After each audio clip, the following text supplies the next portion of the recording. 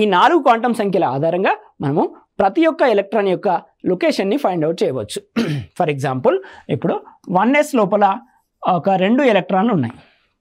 ఈ 1s లోపల 2 ఎలక్ట్రాన్లు అనేటువంటివి ఉన్నాయి. ఈ ప్రధాన క్వాంటం సంఖ్య అనేటువంటిది కక్షకు సంబంధించినటువంటి ఇన్ఫర్మేషన్ అనేటువంటిది ఇస్తుంది మనకి. కక్ష n value is equals to కక్ష సంఖ్య లేదా కర్పరం యొక్క సంఖ్య అని చెప్పడం జరుగుతుంది. అజిముతల్ క్వాంటం సంఖ్య అనేటువంటిది ఉపకక్షకు సంబంధించినటువంటిది లేదా ఆర్బిటాల్కి సంబంధించినటువంటి ఇన్ఫర్మేషన్ని అందిస్తుంది. యాంగులర్ మొమెంటం క్వాంటం నెంబర్ అనేటువంటిది సబ్ ఆర్బిటాల్కి సంబంధించినటువంటి ఇన్ఫర్మేషన్ని మనకు అందిస్తుంది.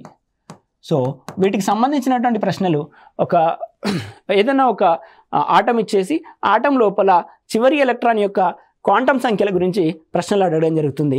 స్పిన్ క్వాంటం నెంబర్ అనేటువంటిది మనకి ఒక ఎలక్ట్రాన్ యొక్క